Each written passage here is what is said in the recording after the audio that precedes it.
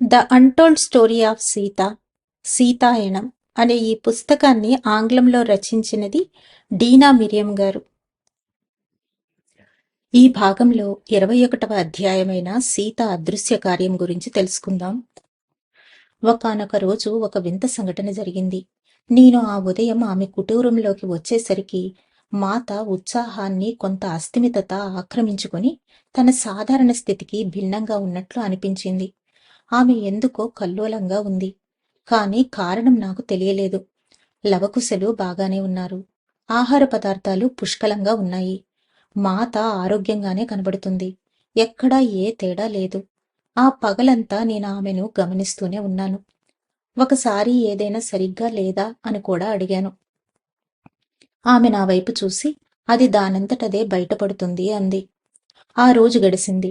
మధ్య మధ్యలో ఆమె తలుపు తీసి అడవిలోకి చూస్తూ ఉండేది, ఎవరో రాబోతున్నట్లుగా. బహుశా ఆమె రాముని కోసం చూస్తుందేమో. మౌనంగా అతడు వస్తాడని ఎదురు చూస్తుంది అనుకున్నాను. కాని ఆమె ఎదురు చూసేది వేరే వారి రాక కోసం. ఆ మరునాటి ఉదయం మా కుటీరం ఎదురుగా ఒక ఆడపులి పడుకొని ఉంది. మాతను చూడగానే అది తన తల ఎత్తి కోపంగా అరిచింది. పిల్లలు ఆ అరుపుకి భయపడ్డారు. మాత దానివైపు కొంతసేపు చూసి తల ఆడిస్తూ నెమ్మదిగా తలుపు మూసింది. ఆ పగలు రాత్రి ఆ పులి అక్కడే పడుకుని మధ్య మధ్యలో అరుస్తూ ఉంది. చివరికి నేను ఆపుకోలేకపోయాను. బహుశా అది గాయపడి ఉంటుంది. నిజంగానే అలా జరిగితే మాత తప్పకుండా సపర్యలు చేసేదని తెలిసినా అన్నాను. అది గాయపడింది నిజమే. అయితే ఆ గాయం శరీరానికి కాదు, హృదయానికి అంది మాత. దాని సమస్య ఏమిటో మీకు తెలుసా అని అడిగాను. మాత తలూపింది. నేను ఆమె దగ్గరకు వెళతాను, కాని ఇప్పుడే కాదు. ఆమె తన ఘోరమైన తప్పిదాన్ని తెలుసుకోవాలి. రెండో రోజు కూడా పూర్తిగా గడిచింది. కాని ఆ ఆడపులి కదల్లేదు. మూడవ రోజు ఉదయం మాత దాని దగ్గరకు వెళ్ళింది. నేను మాత ఆమె ముందు వంగి కూర్చొని ఉండగా ఆ ఆడపులి ఆమె ఒడిలో తలపెట్టుకోవడం చూశాను. మాత దాని తల నిమిరి, నువ్వు చేసింది తప్పు అని అంది. తరువాత దాని తల ఎత్తి సూటిగా కళ్ళల్లోకి చూస్తూ, ఇప్పుడు నీ పిల్లలను తీసుకుని దట్టమైన అడవిలోకి వెళ్ళి మానవ ఆవాసాలకు దూరంగా ఉండు. వారిప్పుడు నిన్ను వేటాడతారు. కనుక గబగబా అడవిలోనికి వెళ్ళు అంది.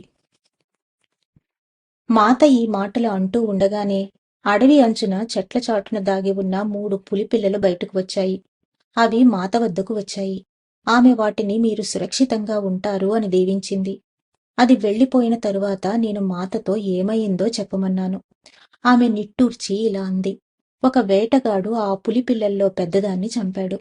తీవ్రమైన కోపంతో అది గ్రామంలోకి వెళ్లి ఒక చిన్న పిల్లవాడిని చంపింది. ఇప్పుడు గ్రామస్తులు దానికోసం వేటాడుతున్నారు. ఆ విధంగా మనిషికి ప్రకృతికి మధ్య యుద్ధం మొదలవుతుంది అంది విచారంగా. ఇంకా కొనసాగిస్తూ, నేను వెళ్ళి ఆ కుటుంబాన్ని చూడాలి. సోమ, మనం వంట చేద్దాం పద. ఆమె వంటశాలలోకి వెళ్లి పెద్ద కుండలో ఆహారం తయారు చేయటం మొదలుపెట్టింది. మధ్యలో ఒక్కసారిగా నాతో పాటు హనుమ ఉండాలి, హనుమ, రథం అని పదే పదే అంది. ఆ రోజు ఉదయం అంతా మేము ఆహారం వండుతూనే ఉన్నాము. ఆ మాటలు ఆమె అంటూనే ఉంది. మధ్యాహ్నం అయ్యేసరికి రథం రావటం, దాని నుంచి హనుమంతుడు దిగడం నేను చూశాను. అంతా మామూలుగానే ఉండి ఏమీ జరగనట్లు ఆయన మమ్మల్ని పలకరించాడు. మాత, హమ్మయ్య, నువ్వొచ్చావు. నేను దుస్తులు మార్చుకుని వస్తాను, వెళదాం అంది. మాత, నాకు పిలుపు వినిపించింది. కాని మనం ఇప్పుడు ఎక్కడికి వెళుతున్నాము అని అడిగాడు హనుమ. చూద్దాం అంటూ ఆమె తన కుటీరంలోకి వెళ్ళి తన రాజవస్త్రాలు తీసింది. నేను వాటిని ధరించడంలో సహాయం చేసి ఇదంతా ఏమిటి అని అడిగాను. వారికి తమ రాణిని దర్శించటం ఎంతో అర్థవంతంగా ఉంటుంది అంది ఆమె. ఎవరికి మరంత అర్థవంతంగా ఉండేది? నేను అయోమయంలో పడ్డాను. ఆమె అయోధ్యకు వెళుతుందేమోనని. ఆమె దానికేమీ బదులు చెప్పకుండా వండిన ఆహారాన్ని రథం వద్దకు చేర్చమని చెప్పింది. నన్ను పిల్లలతో ఉండమంది. హనుమ, ఆమె బయలుదేరి వెళ్లారు. మిగిలిన కథ వాళ్ళు వచ్చిన తరువాత హనుమ ద్వారా తెలుసుకున్నాను. వాళ్ళు ఒక్కొక్క ఊరు దాటుకుంటూ, మాత, ఇదే అనుకుంటాను అని చెప్పే వరకు వెళ్లారు. వారు రథం దిగేసరికి విచారంలో మునిగి ఉన్న ఒక గ్రామాన్ని చూశారు. మాత హనుమంతుణ్ణి ఆ ఆహార పాత్ర తెమ్మని చెప్పి ఒక ఇంట్లో ఏడుస్తున్న తల్లి కనపడే వరకు ఇంటింటికి తిరిగారు. అక్కడ మాత హనుమంతుడితో మెల్లగా ఒక వేటగాడు పులిపిల్లను చంపగా ఆ పులి కోపంతో ఈ స్త్రీ కొడుకుని చంపింది. ఇప్పుడు ఈ గ్రామస్తులు ఆ పులిని వేటాడుతున్నారు. నేను దానిని ఆపాలి అని చెప్పింది. మాత ఆ గుడిసె ముందు వారు పిలవటం కోసం ఎదురుచూస్తూ నిలబడి ఉంది. అప్పుడు ఆ కుమారుని కోల్పోయిన స్త్రీ వేదన అంతా మాత ముఖంలో ప్రతిఫలించిందని హనుమంతుడు నాతో చెప్పారు. ఆమె భర్త తమ తలుపు వద్ద నిలబడింది మహారాణి అని గుర్తించి గబగబా వచ్చి మాత పాదాలపై పడి క్షమాపణ కోరాడు. మేము మా చిన్న కుమారుణ్ణి కోల్పోయాము. మిమ్మల్ని సాదరంగా ఆహ్వానించలేనందుకు మన్నించండి మహారాణి అన్నాడు. నేను ఆ సంఘటన గురించి విని కొంత ఆహారం తెచ్చాను. నన్ను మీ భార్య వద్దకు తీసుకుని వెళ్ళండి అంది ఆమె. అతను హనుమను మాతను లోపలికి పిలిచాడు. హనుమ ఆహార పాత్ర తేగా మాత దానిని ఆ ఏడుస్తున్న తల్లి పక్కన ఉంచింది. తన ముందు నిలబడి ఉన్నది మహారాణి అని ఆమె గుర్తించినప్పుడు కన్నీళ్లు తుడుచుకొని మిమ్మల్ని ఆహ్వానించవలసిన విధంగా ఆహ్వానించనందుకు మన్నించండి అంది. మాత ఆమె వైపు కరుణతో చూసి మాట్లాడింది. నీ బాధను పోగొట్టగలిగేది ఏదీ లేదు. నేను కూడా ఒక తల్లినే. అందుకే నీ హృదయం లోతుగా తగిలిన గాయాన్ని తెలుసుకోగలిగాను. కాని నీకోసం నేను స్వయంగా వండి తెచ్చిన ఆహారాన్ని స్వీకరించు. అప్పుడు కాస్త తేలిక పడతావు. మాత దానిలో కొన్ని ప్రత్యేక మూలికలు ఉద్వేగాన్ని ఉపశమింపచేసేవి కూడా వేసింది. ఆమెకు ఆహారం వడ్డించగా ఆమె తిని 4 రోజులుగా నిద్రలేకపోవడంతో మాత చూస్తుండగానే నిద్రపోయింది. మీరేం చేశారో నాకు తెలియదు. కానీ నేను మీకు ఎప్పటికీ కృతజ్ఞుడనై ఉంటాను అన్నాడు ఆమె భర్త. 4 రోజుల క్రితం బిడ్డ చంపబడినప్పటి నుంచి ఆమె భోజనం చేయలేదు, నిద్రించలేదు. అతను మా 3 పిల్లలలోకి చిన్నవాడు. ఒకే ఒక కొడుకు. ఆమెకు ఎంతో ప్రియమైనవాడు. మాత విచారంతో ఆ మాటలు వింది. తరువాత అతడు, రాత్రికి మీరు ఎక్కడ ఉంటారు మహారాణి అని అడిగాడు. మాత దాని గురించి ఆలోచించలేదు. వారు ఆశ్రమం నుంచి చాలా దూరం ముందుకు వచ్చేశారు. చీకటి పడింది. సీత హనుమంతుడి వైపు చూసింది, వెళ్ళగలమా అంటూ. కాని అతను తలాడిస్తూ ఉదయం వరకు వేచి చూడడం మేలు అని అడగని ప్రశ్నకు మెల్లగా బదులిచ్చాడు. మీరు అనుమతిస్తే గ్రామ పెద్ద వద్ద మీరు ఉండడానికి ఏర్పాట్లు చేస్తాను అన్నాడు అతను గబగబా. మేము మిమ్మల్ని తేలికపరచడానికి వచ్చాము, బదులు ఇచ్చింది మాత సున్నితంగా. మా సౌకర్యం గురించి విచారించొద్దు. అయితే నీ భార్యను ఈ స్థితిలో వదిలి వెళ్ళటానికి నేను సంకోచిస్తున్నాను. సరే, మనం ఈ రాత్రి ఇక్కడే ఉంటే ఆమెకు మెలకువ వచ్చినప్పుడు ఆమెతో మాట్లాడవచ్చు. మాత తలుపు వైపు తిరగగా గ్రామస్తులు తొంగి చూడడం కనబడింది. వారందరూ మహారాణిని చూడటానికి వచ్చారు. ఆమె తలుపు వద్దకు వెళ్ళగా వారు ఆమె వెళ్ళడానికి దారి ఇచ్చి ఒక్కొక్కరు వంగి ఆమె పాదాలకు నమస్కరించారు. వారు ఎంతో మర్యాదగాను గౌరవపూర్వకంగానూ ఉన్నారు. మెల్లగా అన్నాడు హనుమ మాతతో, మనం ఆ ఆడపులిని పట్టుకుని చంపుదాము. ఒక మనిషి వెనుక నుంచి అరిచాడు. బహుశా అది మహారాణికి ప్రియం కలిగించవచ్చు. మాత ఆగి ఆ మాట్లాడిందెవరా అని చూసింది. గ్రామ పెద్దలాగా కనిపిస్తున్న ఒక వ్యక్తి ఆ గుంపు మధ్యలో నిలబడి ఉండడం చూసింది. మీరు ఆ విధంగా చేస్తే మరంత హింస కొనసాగుతుంది. ఆ చంపటాన్ని ఇక ఆపండి అన్నది ఆమె. గుంపు మౌనం వహించింది. కాని మహారాణి, ఇప్పుడు మేము ఆ క్రూర జంతువును చంపకపోతే అది మళ్లీ చంపుతుంది అన్నాడా వ్యక్తి. నేను ఆ ఆడపులిని కలుసుకున్నాను అని మాత అంది. ఒక వేటగాడు దాని పిల్లను చంపాడు. ఆ కోపంతో అది ప్రతీకారాన్ని పెంచుకొని ఒక అమాయకపు బాలుణ్ణి చంపింది. నేను దాన్ని కింకారణ్యంలోనికి పంపివేశాను. అది మళ్లీ చంపదు. దాన్ని అలా ఉండనివ్వండి. మీరిద్దరూ బాధపడ్డారు అని అంది. ఆ మనిషి బదులు పలకలేదు. మాత, హనుమ ఆ రాత్రి గడపడానికి అనువైన స్థలం కోసం వెతుకుతూ వెళ్లారు. ఉదయాన్నే మాత తన సగం నిద్రలో నుంచి మేల్కొని బయటకు రాగా నిన్న మాట్లాడిన వ్యక్తి నాయకత్వంలో కొందరు గ్రామ పెద్దలను చూసింది. వారందరూ ఆ పులిని వెతకడానికి వెళ్లేందుకు సిద్ధంగా ఉన్నారు. మాత వారి దగ్గరకు వెళ్లి బ్రతిమిలాడింది. కాని వారు వేటకు వెళ్లి తీరాల్సిందే అని అన్నారు. మన్నించండి మహారాణి, మేము ఎంతకు బాధకు గురి అయ్యామో మీకు తెలుసు. గ్రామంలో ఇంకో బిడ్డను పోగొట్టుకోవడానికి మేము సిద్ధంగా లేము. మాత వారికి ఏం చెప్పాలా అని ఆలోచిస్తూ నిలబడి ఉండగా గ్రామ స్త్రీలు వలయంగా వారిని చుట్టుముట్టారు. ఏమిటదని అడిగారు పెద్దలు. మనల్ని ఓదార్చడానికి మన మహారాణి అంత దూరం నుంచి వచ్చారు. ఆమె అభ్యర్థనను మీరు తోసిపుచ్చడాన్ని మేము అనుమతించము. మేము మిమ్మల్ని ఇక్కడి నుంచి కదలనివ్వము అన్నారు. ఎటువైపు వారు స్త్రీలు గాని పురుషులు గాని కదల్లేదు. హఠాత్తుగా పిల్లవాడిని కోల్పోయిన స్త్రీ గుడిసె నుంచి బయటకు రావడం మాత చూసింది. ఆమె కలలో నడుస్తున్నట్లుగా వచ్చి మాత పాదాలపై పడింది. మాత ఆమెను సున్నితంగా లేవనెత్తి నెమ్మదిగా, నువ్వు అతనిని చూశావు కదూ? రాత్రి కలలో నీ కుమారుడు నీ వద్దకు వచ్చాడు, అవునా? ఆమె తల ఊపింది. అతను ఏం చెప్పాడు? నీ ప్రియమైన కుమారుడు నీకు చెప్పినదంతా ఈ గ్రామస్తులకు చెప్పు అంది. అతను నన్నింకెప్పుడూ ఏడవద్దని చెప్పాడు. అంతేకాదు, ఆ ఆడపులిని చంపొద్దని కోరాడు. అది కూడా తన బిడ్డను పోగొట్టుకుంది అని కన్నీళ్లతో చెప్పింది. ఎవ్వరూ ఏమీ మాట్లాడలేకపోయారు. చివరిగా పెద్దల వైపు తిరిగి బతిమిలాడుతూ, మహారాణిని ధిక్కరించవద్దు. నా కుమారుడి కోసం నేను మిమ్మల్ని ప్రార్థిస్తున్నాను అంది. గుంపు నెమ్మదిగా చెదిరి ఎవరి గుడిసెల్లోకి వారు వెళ్లారు. వారు వెళ్లబోయే ముందు మాత వారితో, ఈ అరణ్యంలో శాంతి కొనసాగాలంటే మీ జీవనానికి అవసరమైన దానికంటే ఎక్కువ తీసుకోవద్దు అని చెప్పింది. మహారాణి, అడవి ధ్వంసం చేస్తున్నది మేము కాదు. అయోధ్య నగరం నుంచి వస్తున్నవారు ఆహారం కోసం వేటాడడం కాక ఉల్లాసం కోసం వేటాడుతున్నారు. ఈ పరిణామాలు మేము అనుభవిస్తున్నాము. వాటిని ఎలా ఆపాలో మాకు తెలియదు అన్నాడు గ్రామ పెద్ద ఆమెతో. ఆమె ఆశ్చర్యపోతూ ఓదార్పుగా చూసింది. ఇది ఒక కొత్త పరిణామం. ఆమె అంతకు ముందు విని ఉండనిది. ఏం చేయాలో నేను చూస్తాను అంది ఆమె. ఆమె సెలవు తీసుకోబోయే ముందు ఆ తల్లిని హత్తుకుని ఆమెతో, కొన్ని ఏళ్లలో నీకు మరొక కొడుకు వస్తాడు. అతను నువ్వు పోగొట్టుకున్న వాని స్థానాన్ని భర్తీ చేయడు. బిడ్డ అనేది భర్తీ చేయగల నిధి కాదు. కాని అతను నీ జీవితంలోనికి ఆనందాన్ని తిరిగి తెస్తాడు. నువ్వు కోల్పోయిన కుమారుడు మరొక నూతన జన్మలోనికి తన ప్రయాణాన్ని కొనసాగిస్తాడు. నీ కన్నీరు అతనిని వెనుకకు లాగుతుంది. అయితే నీ ప్రేమ అతనిని ముందుకు సాగనిస్తుంది. అతనిని అమితమైన ప్రేమతో సాగనంపు.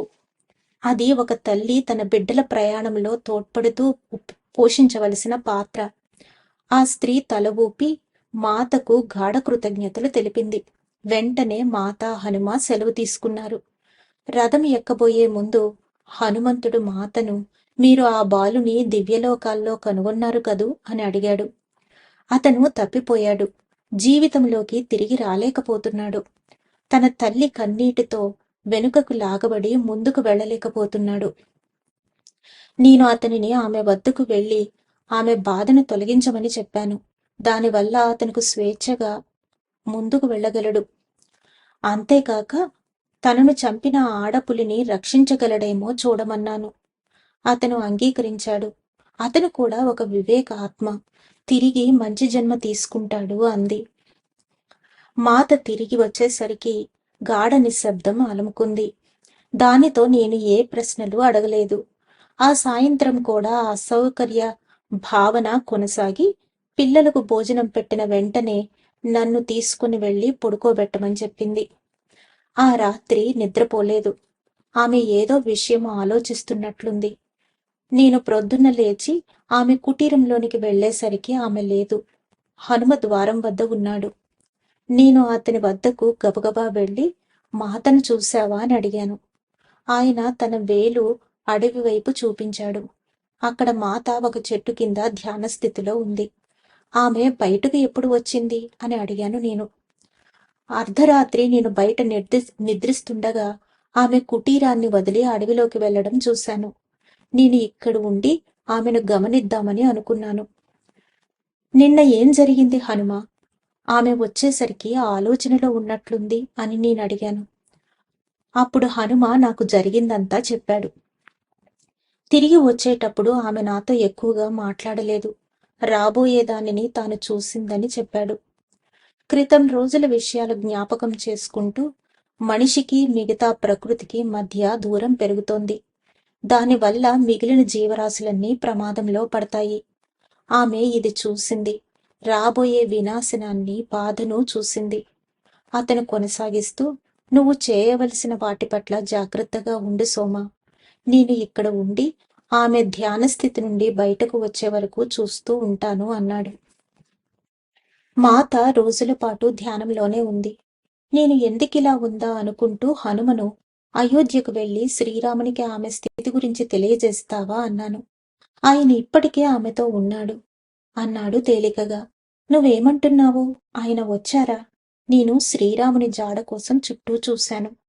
హనుమంతుడు నవ్వాడు. మొట్టమొదటి రోజే ఆమె ధ్యానంలోనికి వెళ్లిన కొంచెం సేపటికే ఆయన రావడం నేను చూశాను. ఆమె ఆయనను పిలిచిందో, ఆయనే ఆమెను పిలిచాడో నాకు తెలియదు. కాని ఆయన ఆమె దగ్గరకు నడిచి ఆమె చేతిని పట్టుకుని శరీరం నుంచి బయటకు లేపాడు. వారిద్దరూ ఆ అడవిలోకి వెళ్లడం నేను చూశాను. నేను కూడా వారిని అనుసరించబోగా మాత వద్దని వారించింది. అప్పుడు వారు ఎక్కడికి వెళుతున్నారు అని నేను అడిగాను. దారిలోని ప్రతి భాగాన్ని ఆశీర్వదిస్తూ, తమ వనవాసంలో వారు ప్రయాణం చేసిన భాగాలన్నింటిలో కలిసి నడుస్తూ, అంతేకాక విదేశీయ భాగాలలోనూ భూమిపైన సుదూర ప్రాంతాలలోనూ ప్రయాణిస్తున్నారు. అక్కడ పొలం గాని, అడవి గాని, లోయ గాని, నది గాని, సముద్రం కాని, పర్వతం కాని, భూమిపైన సీతారాముల పాదముద్రలతో ఆశీర్వదింపబడని ప్రాంతం ఉండకూడదు. వారు తమ ప్రేమను భూమిపై ప్రతి అణువులోనూ చొప్పిస్తున్నారు. వారు వదిలి వెళ్లే బహుమతి అదే. ముందున్నదేదో మాత చూసింది కనుక వారలా చేస్తున్నారు. హనుమ మాట్లాడేటప్పుడు గొప్ప ప్రేమ, భక్తులు తొణికిసలాడాయి. వారు ఈ భూమిని వదిలేటప్పుడు నేను వారి పాదముద్రలు ఎక్కడకు తీసుకుని వెళితే అక్కడికి వెళతాను. భూమాత శరీరంపై వారు వదిలే ప్రతి ముద్రకు నేను సాగిలపడతాను అన్నాడు. కాని నాకేమీ అర్థం కాలేదు హనుమ. మాత అక్కడ కూర్చొనే ఉంది. ఆమె భూమిని ఎలా చుట్టిరాగలదు? నేను గొణిగాను. ఆయన నవ్వాడు. అయోధ్యలో కూడా ఆయన తన ధ్యానపు గదికి తాళం వేశాడు. అయినా నేను వారిద్దరినీ వారి భౌతిక శరీరాలతో సెలవు తీసుకోవడం చూశాను. అది శ్రీరాముడు, సీతామాతల మర్మం. వారు తమ భౌతిక రూపాలకే కట్టుబడి లేరు. అవసరమైతే ఒకేసారి వారు అనేక రూపాలను ధరించగలరు. హనుమ మాట్లాడుతుండగా నేను ఆకాశం మేఘావృతం అవ్వడాన్ని చూసి వర్షం వస్తుందేమోనని భయపడ్డాను. అప్పటికి ఇంకా వేసవి ఉంది. కాని నేల బీటలు వారడం వల్ల వర్షం కోసం ఎదురు చూస్తున్నాం. హనుమ వాటి రాకను గమనించి, వద్దు ఇంద్రదేవా, మాత శరీరానికి హాని కలిగించవద్దు అని అడగగా వెంటనే మేఘాలు అదృశ్యమయ్యాయి. హనుమ, ఈ నీటి కోసం వృక్షాలు, జంతువులు ఎంతో కాలంగా ఎదురుచూస్తున్నాయి. మనం దానిని ఆలస్యం చేయడం మాతకు ఇష్టం ఉండదు. మనం ఏం చేద్దాం? నేను అడిగాను. ఆయన తల ఊపి, నువ్వు చెప్పింది నిజమే సోమా. ప్రకృతి చర్యల్లో కలుగజేసుకోవటం ఆమె ఇష్టపడిన మాట. నిజమే. నేను దాని గురించి ఆలోచిస్తాను అన్నాడు. వెంటనే పెద్ద వాన కురిసింది. అయితే మాత గాని, ఆమె చుట్టూ ప్రదేశం గాని పొడిగానే ఉన్నాయి. ఒక్క చుక్క కూడా అక్కడ పడలేదు. అప్పుడు నేను హనుమ యొక్క గొప్ప శక్తుల గురించి తెలుసుకున్నాను. ఎన్ని రోజుల తరువాత మాత తిరిగి స్పృహలోకి వచ్చిందో నేను చెప్పలేను. కాని ఆమె మేల్కునేసరికి ఆమె చుట్టూ అద్భుతమైన కాంతి ప్రకాశించింది. ప్రతిరోజు నేను ఆమె దగ్గర పండబుట్ట, నీరు ఉంచేదాన్ని. ప్రతి సాయంత్రం జంతువులు వచ్చి వాటిని స్వీకరించేవి. ఇది చూసి మాత ఎంత సంతోషిస్తుందో అనుకోవటమే కాక ఆమె ఆరోగ్యం గురించి విచారించేదాన్ని. ఆమె ధ్యాన స్థితి నుంచి లేచి కుటీరంలోనికి వచ్చేటప్పుడు ఆమె శరీరం దృఢంగా రోజూ తింటూ తాగుతూ ఉన్నట్లుగానే గమనించాను. అన్ని రోజుల ఉపవాసం తరువాత కూడా ఆమె కొంచెం కూడా బలహీనపడలేదు.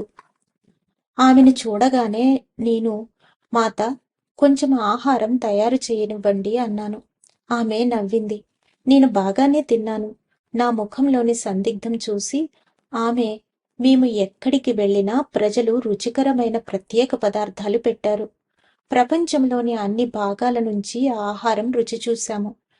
ఎంతో దాతృత్వం, మంచితనం, వన సంరక్షణ, జంతు వృక్ష జీవరాశుల సంరక్షణ ఉంది. భూమి పట్ల అనంతమైన ప్రేమ కలిగిన వారు ఎప్పుడూ ఉన్నారని, ఇక్కడ జీవాన్ని సంరక్షించి శ్రద్ధ చూపేవారు ఎప్పుడూ ఉన్నారని ఇప్పుడు నేను తెలుసుకున్నాను అంది. ఆమె వేరే ఏమీ వివరించలేదు. బహుశా హనుమంతుడు నాకు ముందే చెప్పి ఉంటాడని భావించి ఉంటుంది. ఆమె పిల్లల గురించి అడిగింది. భూమి చుట్టూ మాత ప్రయాణించిన తరువాత కొద్ది రోజులలోనే అంతా సర్దుకుంది. కొన్ని వారాల తరువాత శ్రీరాముడు వచ్చాడు. రాత్రి భోజన సమయంలో పులిచేత చంపబడ్డ పిల్లవాని కుటుంబాన్ని దర్శించినందుకు కృతజ్ఞతలు చెప్పాడు.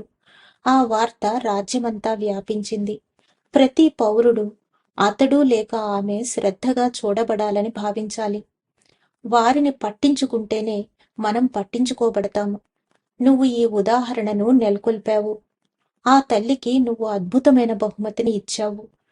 తన బిడ్డను కోల్పోయిన తల్లికి ఓదార్పునివ్వడం కంటే మించిన సేవ ఏదీ లేదు అన్నాడు శ్రీరాముడు.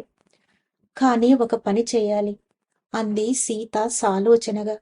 వీటన్నిటికీ కారణం అయోధ్య నుంచి వచ్చిన ఒక వేటగాడు బుద్ధి లేకుండా పులి పిల్లను చంపడం. ముందు అతను దాన్ని పట్టుకోవాలని ప్రయత్నించాడు. అతనికి వీలు కాకపోవడంతో దాన్ని చంపాడు. ఆ చంపడం కూడా ఆహారం కోసం కాదు, ఆనందం కోసం, జంతు సామ్రాజ్యం పైన అదుపు సాధించడం కోసం. ప్రకృతికి మనిషికి మధ్య సామరస్యం నెలకొల్పే విధానం అది కాదు అంది మాత. సరిగ్గా చెప్పావు. అయోధ్య శక్తి సామర్థ్యాలు విస్తరిస్తున్న కారణంగా కొందరు వ్యక్తులు తమ హద్దులు దాటి ప్రకృతి నియమాలను ఉల్లంఘిస్తున్నారు. వేట అనేది ఇప్పుడు నియంత్రించబడి అవసరమైన దానికి మాత్రమే తీసుకునే ఆటవిక జాతులకే పరిమితమైంది. ప్రతి గ్రామం అడవిలోని ఒక భాగాన్ని మాత్రమే ఉంచుకోవాలి. మిగిలినది జంతువులకు మాత్రమే. అక్కడ మనుషులు ప్రవేశించకూడదు. మనం మనుష్యుల అవసరాలతో పాటు మిగిలిన జీవుల అవసరాలను సంతులనంలోనికి తెచ్చే నిబంధనలను ఏర్పాటు చేయాలి. ఒక సంవత్సరానికో ఆ తర్వాతో ఒక సంఘటన జరిగింది. అది మాత ఇక్కడ ఉందన్న విషయం అయోధ్య ప్రజలకు తెలియజేసింది. లవకుశలు ఇప్పుడు ఎక్కువ సమయాన్ని ఆశ్రమంలో విద్యాభ్యాసంలో గడుపుతున్నారు. దానివల్ల మేము చాలా తీరికగా ఉన్నాము. ఒక సాయంత్రం మాత అరణ్యం నుంచి ఔషధ మొక్కలు సేకరించుకుని తిరిగి వస్తుండగా ఆశ్రమ బోధకుల్లో ఒకరు పరిగెత్తుకుంటూ, రొప్పుతూ, భయపడుతూ మా కుటీరం వద్దకు వచ్చారు. తమ గురువు గారికి అత్యంత సన్నిహితులైన ఒక కుటుంబంలోని తల్లి, కుమార్తె పెళ్లి కోసం ఆశీస్సులు తీసుకోవడానికై రథంపై ఆశ్రమం వైపు వస్తుండగా వారిని దొంగలు ఎదుర్కొని సేవకులను చంపి కుమార్తెకు హాని కలిగించారు. తల్లి కూతుళ్ళు ఇద్దరూ పడిపోయి స్పృహ కోల్పోయారు. గురూజీ తిరిగి వచ్చి ఇది చూస్తే ఆగ్రహానికి లోనవుతారు అని ఆ ఆశ్రమ బోధకుడు చెప్పాడు. వారు ఎక్కడ ఉన్నారు? నా దగ్గరకు వెంటనే తీసుకుని రండి నొక్కి చెప్పింది మాత. తల్లి కూతుళ్లను వెంటనే కుటీరం వద్దకు మోసుకు వచ్చారు. కుమార్తె దుస్తులు చిరిగిపోయి ఉన్నాయి. ఆమె నుంచి రక్తం కారుతోంది. శ్వాస మందగించి అసాధారణంగా ఉండి ఆమె బ్రతుకుతుందా అని భయపడ్డాను. మేము ఒంటరిగా ఉన్నప్పుడు మాత వారిని పరిశీలించి తల్లి బాగానే ఉంది, కానీ కుమార్తెకు తీవ్ర గాయాలయ్యాయి. ఆమె అనేక సార్లు చెరచబడింది. మాత తల పంకిస్తూ ఔషధాల బుట్ట తీసుకునిరా, అదృష్టవశాత్తు ఇవాళ అవసరమైన వాటినే సేకరించాను అంది. మాత ఔషధాన్ని తయారు చేస్తుండగా నేను బాలికను శుభ్రం చేసి ఆమె పొట్ట భాగంలో రుద్దుతూ అనేక గంటల పాటు నోటిలోనికి కొంత పానీయం పోసే ప్రయత్నం చేశాను. ఆ రాత్రి మాత నన్ను పిల్లలను పడుకోబెట్టమని పంపి కుమార్తెను గమనిస్తూ కూర్చుంది. పిల్లలను నిద్రపుచ్చి వచ్చేసరికి ఆమె ఆ బాలిక పక్కన ధ్యాన స్థితిలో కూర్చొని వినిపించినట్లుగా మంత్రాలు ఉచ్చరిస్తోంది. అనేక గంటల పాటు ఈ విధంగా సాగింది. నేను ఆ మందులతో ఆ బాలిక పొట్టపై రుద్దసాగాను. నేను పడుకునేదాన్నే, కాని బయట నుంచి ఒక పిలుపు వలన మేల్కొని ఉన్నాను. తెల్లవారే ఆ బాలిక మీదకు వంగి ఆమె శ్వాసను మాత గమనించడం చూశాను. ఆమె బతికి బట్టగట్టబోతోంది అంది మాత సన్నటి నవ్వుతో. ఆమె శ్వాస తిరిగి సాధారణ స్థితికి వచ్చింది. బయట గోలెక్కువైంది. మాత ఒక వింత వ్యక్తీకరణతో బిగ్గరగా అరుస్తూ లేదు అంది. ఏం జరుగుతుందో నాకు తెలిసే లోపే ఆమె వెళ్ళింది. ఒక మెరుపులాగా, గాలి తరంగంలాగా ఒక్క క్షణంలో ఆ బాలిక పక్కన మా కుటీరంలో కూర్చుని ఉన్న ఆమె మరుక్షణంలో బయట ఉంది. నేను తలుపు వద్దకు పరిగెత్తుతూ వెళ్లి నేల మీద పడిన ఇద్దరు మనుష్యులు ఎదురుగా వారిని రక్షిస్తున్నట్లు ఆమె నిలబడి ఉండడం చూశాను. గురూజీ ఆమె ముందు చెయ్యి ఎత్తి శపించబోతున్నట్లుగా నిలబడ్డాడు. నేను మాత స్వరం విన్నాను. అయితే అది ఆమె భౌతిక శరీరం నుంచి వచ్చినట్లు లేదు. అది ఆకాశం నుంచి, భూమి నుంచి, వృక్షాల నుంచి, ప్రతి జీవ చైతన్యము నుంచి వచ్చినట్లు ఉంది. అది లేదు లేదు, ఇది శాపాలు అంతరించే సమయం అని అరిచింది. నేను గురూజీ అక్కడ స్థాణువుల్లా కదలకుండా బిగుసుకుపోయి ఉండడంతో పాటు అప్పుడే వస్తున్న శ్రీరాముణ్ణి కూడా చూశాను. కొన్ని క్షణాల తరువాత గురూజీ తన చేతిని దించాడు. అది నేను తెలుసుకునేలోపు మాత కుటీరంలోనికి వెళ్లి కిటికీ దగ్గర నా వైపు వీపు పెట్టి నిలబడింది. ఆమె శరీరమంతా గొప్ప శక్తితో వణుకుతూ ప్రకంపిస్తోంది. ఆమె శరీరం నుంచి వెలువడుతున్న శక్తి ఎంత తీవ్రంగా ఉందంటే నేను ఆమెను కనీసం చేరలేకపోయాను. దాదాపు అరగంట తరువాత శ్రీరాముడు కుటీరంలోనికి వచ్చాడు. నేను ఆమె వద్ద ఉండాలో లేదో నాకు తెలియలేదు. ఏం జరుగుతుందో నాకు అర్థం కాలేదు. కాని ఆ బాలికను రక్షిస్తూ ఉండాలని తెలిసి ఆమె పక్కనే ఉండాను. శ్రీరాముడు తలుపు దగ్గర కొన్ని నిమిషాల పాటు నిలబడ్డాడు. మాత తిరిగి చూడలేదు, పలకరించలేదు. జరిగినది ఆమెను భయంకరంగా కల్లోలపరిచింది. ఆమె శరీరంలో విద్యుత్ ప్రవాహాలు ప్రవహిస్తున్నట్లుగా ఉడికింది. ఆమె ఆ శక్తిని ఆహ్వానించింది. ఆ తల్లి కూతురు ఎలా ఉన్నారు? శ్రీరాముడు ప్రశాంతంగా అడిగాడు. తల్లికి పర్వాలేదు. తల మీద చిన్న గాయం మాత్రమే. కుమార్తె తీవ్రంగా గాయపడింది. కాని కోలుకుంటోంది అని నేను బదులిచ్చాను. ఆయన మాత వద్దకు వెళ్లి ఆమె భుజంపై చెయ్యి వేశాడు. ఆ చెయ్యి పడిన వెంటనే వణుకు ఆగిపోయింది. సేవకులను చంపినందుకు శిక్ష పడింది. దొంగతనం చేసి ఆ బాలిక పైన జరిగిన అత్యాచారం గురించి ఏ సమాచారం లేదు. మాత అతని వైపు చూడడానికి వెనక్కు తిరిగింది. నేను ఆ ముఖంపై కదలాడిన ఇబ్బందిని చూడగలిగాను. ఆయన కొనసాగిస్తూ, నువ్వు చేసింది సరైనదే. ఇంతకు ముందు కారణ పరిణామ నియమాల్ని అమలుపరచడానికి న్యాయం కోసం శాపాలు అవసరమయ్యాయి. కాని సీత, ఇప్పుడు శాపాల సమయం ముగిసిపోయింది. నువ్వు చెప్పింది సత్యం. కేవలం కోపం వల్ల అనేక శాపాలు ఇవ్వబడ్డాయి. న్యాయం కోసం కాదు. ఆ బాలిక అనేకసార్లు చెరచబడింది. సీత నెమ్మదిగా అంది. కాని ఆమెకు ఆ విషయం జ్ఞాపకం లేదు. ఆమె శరీరంపై ఆ గుర్తులు లేవు. ఆమె తల్లికి కూడా ఆ జ్ఞాపకం ఉండదు. వారు పూర్తిగా స్వస్థులవుతారు. నిజంగా ఏం జరిగిందో ఎవరికీ తెలియకూడదు. దానితో ఆమె పెళ్లి నిరాటంకంగా జరుగుతుంది. శ్రీరాముడు సరేనని తల ఊపాడు. మాత విచారగ్రస్త స్వరంతో, ఒకానొక బాలిక ఆమె పొరపాటు ఏమీ లేకపోయినా చెరచబడినప్పుడు సమాజం ఆమెను తిరస్కరిస్తుంది. ఆమె జీవితం నాశనమవుతుంది. ఇది అన్యాయం అంది ఆమె. ఇది అజ్ఞానం సీత. అజ్ఞానం అలా చేయిస్తుంది. దానికి ఒకటే పరిష్కారం. అజ్ఞానాన్ని పారద్రోలటమే అన్నాడు శ్రీరాముడు. ఆ విధమైన దుశ్చర్యలు మానవ సమాజపు తొలినాళ్ల నుంచి సంభవించాయి. అయితే గతంలో అది మోహం వలన, తమ వ్యామోహాలపైన అదుపు లేకపోవడం వలన జరిగేది. సీత నిట్టూర్చింది. ఇది భిన్నమైనది. ప్రతీకారం తీర్చుకోవడం కోసం జరిగింది. వాళ్ళిద్దరికీ ఈ కుటుంబంపై పగ ఉన్నది. ద్వేషంతో వారు ఈ భయంకరమైన పనికి పాల్పడ్డారు. వారు ఆ కుమార్తెను నాశనం చేసి తండ్రి వద్దకు తీసుకుని వెళదామనుకున్నారు. ఇది మానవ స్వేచ్ఛ దుర్వినియోగంలో కొత్త పద్ధతి. ఆమె కొన్ని నిమిషాలు మౌనంగా ఉండి ఇలా అంది. ఆ ఇద్దరు మనుషులకు చిన్న కుమార్తెలు ఉన్నారు. గురూజీ వారి కుటుంబాలను శపించబోతున్నారు. ఆ శాపం వారి వరకు కూడా విస్తరిస్తుంది. ఆ మనుష్యులు వారి శిక్షను అనుభవించాలి. కానీ కుటుంబాలు శిక్షకు గురి కాకూడదు. ఆమె తండ్రి చర్యలకు కుమార్తె ఎందుకు ఇబ్బంది పడాలి అని అంది మాత. ఇప్పుడు సమాజంలో ప్రబలుతున్న నూతన ఆలోచన విధానాన్ని వ్యాపింపజేసిన రావణుణ్ణి మనము నిరోధించలేకపోయాం. మనుషులు ప్రకృతిపై అదుపు సంపాదించడం నేర్చుకుంటున్నట్లే మగవారు స్త్రీపై కూడా అదుపు సాధిస్తారు. అది రాబోతున్న చీకటి యుగాలలోని లక్షణం. కాని అది కూడా వెళ్ళిపోతుంది. కాలం రాబోయే చక్రాల గుండా కదిలి తాను కోల్పోయిన జ్ఞానాన్ని తిరిగి పొందగలిగే వరకు మనం ప్రపంచాన్ని రక్షించే ఆలోచన నమూనాలను పాదుకొల్పాలి అన్నాడు శ్రీరాముడు. శ్రీరాముడు కొనసాగిస్తూ, సీత, శక్తి ఈ లోకం వదిలి వెళ్లిన తరువాత స్త్రీలు మాత్రమే ఇబ్బందికి గురి అవ్వరు. మొత్తం ప్రకృతి అంతా ఇబ్బందికి గురి అవుతుంది. రాబోయే కాలంలో మనిషికి ప్రకృతికి మధ్య దూరం పెరిగి ఈ ప్రపంచాన్ని పాలిస్తున్న దేవీ దేవతలను వారికి కనిపించనివ్వదు. వారు నదులు పర్వతాలు సజీవమైనవే అన్న విషయం మరిచిపోతారు. నదులు కూడా తమ ఉనికిని మరిచిపోతాయి. ఎంతో జ్ఞానం కోల్పోబడుతుంది. పురుషులు స్త్రీలు శక్తి స్వరూపులు, జీవశక్తి రూపాలు అన్న విషయం మరిచిపోతారు. స్త్రీలు కూడా దానిని మరిచిపోతారు.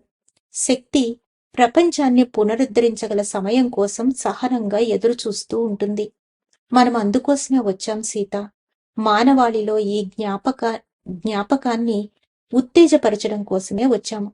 సరైన సమయంలో కాలచక్రం తిరుగుతున్నప్పుడు ఈ జ్ఞానం తిరిగి ఉద్భవిస్తుంది. ఈ లోకానికి మళ్ళీ మనం తిరిగి వస్తాం. నువ్వు నేను ఈ పదార్థ ప్రపంచాన్ని తిరిగి మేల్కొల్పుతాము. ఆయన ఇటు తిరిగి ఆమెను చూస్తూ నవ్వాడు. మాత పడకపై పడుకున్న తల్లి కదులుతోంది. ఆమె కళ్ళు చిలికించి చూస్తూ ఏదో శబ్దం చేసింది. మాత ఆమె వద్దకు వెళ్లి కొన్ని నిమిషాల తరువాత ఆమె మాతపై కళ్ళు నిలిపి, నేను ఎక్కడ ఉన్నాను అని బలహీనంగా అడిగింది. మీరు ఇక్కడ ఆశ్రమంలో ఉన్నారు. మీ రథం ప్రమాదానికి గురి అయి కింద పడిపోయారు.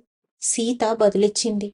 నా కుమార్తె అంటూ పడక మీద నుంచి లేవబోయింది. ఆమె కూడా ఇక్కడే ఉంది.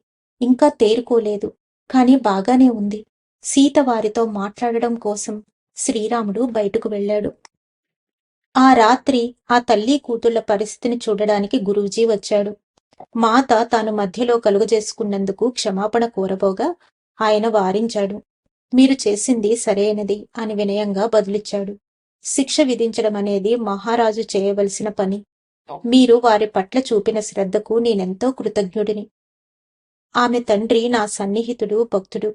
జరిగిన దానికి ఎంతో నిస్పృహ చెందాడు. మీ సహాయం లేకపోతే ఈ బిడ్డకు నేనేమీ చేయగలిగేవాడిని కాదు అన్నాడు గురూజీ. కొన్ని రోజులు ఆగండి. అప్పుడు వారి ఇంటికి వెళ్ళగలరు. తరువాత పెళ్లి విషయాలు కొనసాగించవచ్చు అంది మాత. నేను వారిని ఆశ్రమం వద్దకు తీసుకుని వెళ్ళవచ్చా అని అడిగాడు. మాత సరేనంది. ఆ బాలికకు తాను నయం చేసిన గాయం మాత శరీరంపై ప్రత్యక్షమవబోతుందని ఆమె గుర్తించిందని నేననుకున్నాను. ఆ సాయంత్రానికి మాత పొట్టభాగంలో తీవ్రమైన నొప్పి రావడమే కాక రక్తం కారసాగింది. సాయంత్రం రాముడు ఆమె పరిస్థితిని చూడడానికి వచ్చాడు. ఆయన కుటీరం వద్దకు రాబోతుండగా నేను బయటకు వెళ్లి ఆయనతో, ప్రభూ, నేను ఈ విధంగా చెప్పబోతున్నందుకు నన్ను మన్నించండి. మాత ఇప్పుడు ఉన్న పరిస్థితిలో మీరు ఆమెను చూడవద్దని కోరారు అని చెప్పాను. ఆయన సున్నితంగా బదిలిస్తూ, సోమ, ఆమె కోరికను మొదటిసారి తిరస్కరిస్తున్నాను. ఈ శ్రమనంతా ఆమె ఒక్కదానినే భరించనీయను. నేను ఆమె పక్కన ఉండాలి. ఒక్క క్షణం నాకు ఏం చేయాలో పాలుపోలేదు. నేను ఇంతకు ముందెన్నడూ మాత మాటను పాటించకుండా లేను. కాని శ్రీరాముని చూసినప్పుడు ఆయన కళ్ళ నుంచి ప్రవహించే ప్రేమను చూసి ఆయన ఆమెను తేలికపరిచి స్వస్థత చేకూర్చగలరు అనుకున్నాను. నేను పక్కకు జరిగి ఆయనకు చోటిచ్చాను. ఆహారం, నీరు తలుపు పక్కనే పెడతాను. అవసరమైతే ఉపయోగించమన్నాను. మరుసటి ఉదయం వరకు శ్రీరాముడు కుటీరం నుంచి బయటకు రాలేదు. వారికి ఏదైనా అవసరం వస్తుందేమోనని నేను కుటీరం బయటే పడుకున్నాను. తలుపు తెరవడం వినగానే నేను మాత కోసం ఏమైనా తీసుకురానా అని అడిగాను. ఆమె నిద్రిస్తోంది. నాకు ఏదైనా తీసుకురా సోమా అని బదులిచ్చారు శ్రీరాముడు నవ్వుతూ. ఆమె ఎలా ఉంది అని అడిగాను. ఆ ప్రభావాలన్నీ ఆమె శరీరం పైన పడ్డాయి. ఇప్పుడు కోలుకోవడం ఆరంభమయ్యింది అని శ్రీరాముడు చెప్పాడు. ఆయనకు ఆహారం వడ్డిస్తూ, ప్రభూ, ఆ యువతి ప్రాణం కాపాడడానికి ఆమెయే ఈ బాధను స్వీకరించింది. ఆమె ఈ విధంగా చేయటం ఇదే మొదటిసారి కాదు. ఆమె ఎంత ఓర్చుకోగలదు అని నేనన్నాను. సీతకు ప్రతి ఒక్కరి జీవితము విలువైనదే. వేరొకరిని రక్షించడానికే ఆమె తన శరీరాన్ని ఎన్నిసార్లు వదిలిపెట్టిందో. ఆమెని ఇక్కడే ఉంచడానికి నేను ఎన్నిసార్లు కలగజేసుకున్నాను. ఎప్పుడో ఒకరోజు నేను ఆ విధంగా చెయ్యలేకపోవచ్చు అన్నాడు శ్రీరాముడు. ఆయన కొనసాగిస్తుండగా నా ముఖంపై ఒక బాధా వీచిక కదలాడింది. సోమ, ఆమె లంకలో ఎంత త్యాగం చేసిందో నాకు కూడా తెలియదు. ప్రజల దృష్టిలో పడకుండా సేవ చేయటం ఆమె కోరిక. ఈ భూమిపై జీవం నిలిపి ఉంచటానికి ఆమె ఏమి ఇచ్చింది అన్నది ప్రపంచానికి ఎన్నటికీ తెలియదు. కొన్ని నిమిషాలు ఆగి ఆయన మళ్లీ కొనసాగించారు. ఆమె చేతులు చాచి ఈ దారుణం చేసిన మనుషులిద్దరి ముందు నిలబడినప్పుడు ఆమె ఒక వినూత్నమైన అపూర్వ కరుణను, అత్యంత దారుణమైన చర్యలు చేసిన వారిపై కూడా విస్తరించేటట్లుగా స్థాపించింది. ఆ క్షణంలో భూమిలోని భాగాలన్నింటి నుంచి ఎన్నో ప్రతికూల ఆలోచన రూపాలను తనలో శోషింపచేసుకుంది. అవి ఉపయోగించబడి నశింప చేయటానికి ఆమె శరీరంలో ప్రవేశించాయి. నేను ఆమెను ఆపలేను. అది నా బాధ. ఆమె మోస్తున్న ప్రపంచ భారాన్ని ఆమె నుంచి నేను తీసుకోలేను అన్నాడు శ్రీరాముడు. మాత పక్క మీద నుంచి లేచి నొప్పి లేకుండా నవ్వడానికి చాలా రోజులు పట్టింది. అన్ని రోజులు శ్రీరాముడు అక్కడే ఉన్నారు. కాని ఆమె మామూలుగా అయిన వెంటనే ఆయన అయోధ్యకు వెళ్ళిపోయారు. ఆయన వెళ్లబోయే ముందు ఆమె ఆయనతో, నేను ఇక పిల్లల్ని కనలేను అంది. భూమి మీద ఉన్న జీవరాశి అంతా మన పిల్లలే అయితే మనకు ఇంకా పిల్లల అవసరం ఏముంది? ఆయన బదులిచ్చాడు. కొన్ని రోజుల తరువాత మొదటిసారిగా ఆమెకు సంపూర్ణ ఆహారం పెడుతున్నప్పుడు శ్రీరాముడు ఆమె త్యాగం గురించి చెప్పిన విషయాన్ని ప్రస్తావించాను. ఆమె నవ్వి, ఆయన చేసిన దానిలో నేను చేసింది ఒక చిన్న భాగం మాత్రమే. నేను ఈ లోకం పట్ల ఆయన ప్రేమ ప్రతిబింబాన్నే తప్ప మరేమీ కాదు. ఈ లోకం మాత్రమే కాదు, జీవమున్న అన్ని లోకాల పట్ల అని ఆమె అంది. ఆ విధంగా ఒకరి గురించి ఒకరు చెప్పేవారు. వారు ఒకరిలో ఒకరు పరిపూర్ణతను చూశారు. వారి ప్రేమ స్వచ్ఛము, పవిత్రము. దానిని వర్ణించడానికి మాటలు లేవు. వారు భూమి మీదకు తెచ్చిన ప్రేమలో కొంచెం భాగమైన వాస్తవీకరించాలని మనము ఆకాంక్షించాలి. ఈ సంఘటన జరిగిన కొన్ని వారాల తరువాత వంట చెరుకు తేవటానికి అడవికి వెళ్లి తిరిగి వస్తుండగా మాత ఇద్దరు స్త్రీలతో లోతుగా సంభాషణలో మునిగి ఉంది. ఆ స్త్రీలను నేను గుర్తించలేదు. నేను ఎంతో దూరం వెళ్లకుండానే వాళ్ళు అంత హఠాత్తుగా ఎలా వచ్చి ఉంటారా అని ఆలోచన వచ్చింది. వారు పూలతో నిండిన తోటలో కూర్చున్నారు. ఆ సుందర దృశ్యం చూడకుండా ఉండలేకపోయాను. ఆ స్త్రీలిద్దరూ మాత కంటే పెద్దవాళ్లుగా కనిపిస్తున్నప్పటికీ వారి ముఖాలలో యవ్వన సౌందర్యం తొణికిసలాడుతోంది. ఇద్దరు ఋషి దుస్తులలో ఉన్నారు. కాని వారిలో ఏదో వేరే విషయాన్ని సూచిస్తోంది. నేను కుటీరం వెనుకకు వెళ్లాను, వంట కోసం పొయ్యి రాజేయటానికి. రాత్రి భోజన సమయమైనా మాత రాలేదు. నేను వారు కూర్చున్న చోటికి వెళ్లి చూడగా వారు దీర్ఘంగా సంభాషించుకుంటూనే ఉన్నారు. వారికి భోజనం సిద్ధం చేయనా అని అడగటానికి కొన్ని నిమిషాలు నిలబడ్డాను.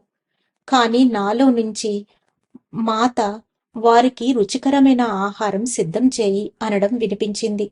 పొద్దున్నే తోట నుంచి సేకరించిన కూరగాయలను పోగు చేసి ముందు రోజు అడవి నుంచి తెచ్చిన మూలికలతో కలిపి వండసాగాను. ఆహారపు పరిమళం వారికి సోకి ఉంటుంది. వంట పూర్తవగానే వారు నవ్వుకుంటూ వచ్చారు.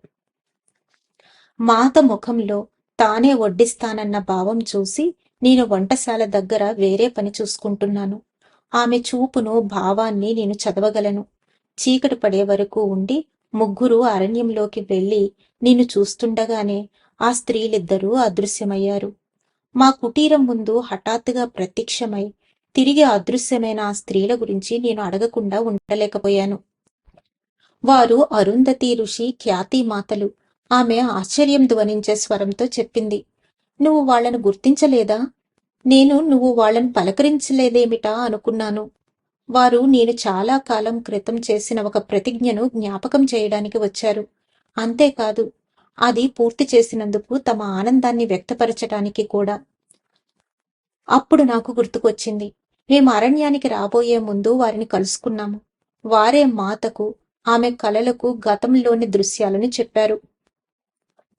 వారి రాకకు కొంతకాలం క్రితం జరిగిన యువతి, ఆమె తల్లి సంఘటనలకు ఏమైనా సంబంధం ఉందా అని నాకు అనిపించింది. నా మనసులో ఈ భావం రావటం చూడగానే మాత తల ఊపి, నేను కొందరు ఋషులు, ముఖ్యంగా స్త్రీల కోరికలను సంపూర్ణం చేయడం మాత్రమే చేస్తున్నాను. వారందరూ ఇది శాపశక్తిని ఆపివేసే సమయమని భావించారు. అది అనేకసార్లు దుర్వినియోగపరచబడింది. నేను ఆ రోజు ఆ విధంగా ప్రవర్తించినప్పుడు నేను వారి కోరికను సంపూర్ణం చేస్తున్నానని గుర్తించలేదు. ఋషి అరుంధతి శాపం వలన అనేక మంది కుమారులను కోల్పోయింది. ఖ్యాతిమాత తన ప్రియమైన నారాయణుడు శపించబడడం చూసింది. అహల్య ఋషి స్వయంగా శపించబడింది. ఇంకా ఎందరో. వారందరి కోసమూ ఇది వచ్చింది. రామునికి ఇదంతా తెలుసు. అందుకే ఆ రోజు ఆయన వచ్చాడు. మహారుషుల శాపాల స్థానంలో నూతన చట్టాలు ప్రవేశపెట్టబడతాయని ఆయనకు అర్థమయ్యింది. ఆ చట్టాలు ఉన్నతమైన న్యాయ వ్యవస్థను, వ్యక్తిగత కోపం లేదా బాధ్యతపైన ఆధారపడిన దాన్ని తీసుకురావచ్చునని ఆశిద్దాము. మాత, అయితే ఇకపై శాపాలు ఉండవా అని నేనడిగాను. అది అంత తేలిక కాదు. అయితే కాలక్రమంలో వాటి ప్రభావం కోల్పోయేంత వరకు శాపశక్తి తగ్గుతుంది. వాక్శక్తి ఇప్పటికే తగ్గిపోతోంది. ఆ రోజు జరిగింది అనేక మంది యొక్క సామూహిక ఆకాంక్షల వలన. భవిష్యత్తులో అతి తక్కువ మందికి శబ్దం పైన ఆ అదుపు ఉంటుంది. శబ్దం వాస్తవీకరించబడే శక్తి. అయితే మనుషులకు తెలియకుండా దాగి ఉన్న కొందరు ఋషులకు ఈ సామర్థ్యం, బాధ్యత ఉన్నాయి. ఈ భౌతిక లోకాన్ని రక్షించి నిర్దేశకత్వం వహించటానికి అది అవసరం అంది మాత. ధన్యవాదాలు మాస్టర్స్. ఈ రోజుతో 20వ అధ్యాయమైన సీత అదృశ్య కార్యం పూర్తయింది. రేపటి నుంచి 22వ అధ్యాయమైన సీత కార్య పరిపూర్ణత గురించి తెలుసుకుందాం. అంతవరకు సెలవు తీసుకుంటూ పద్మజ.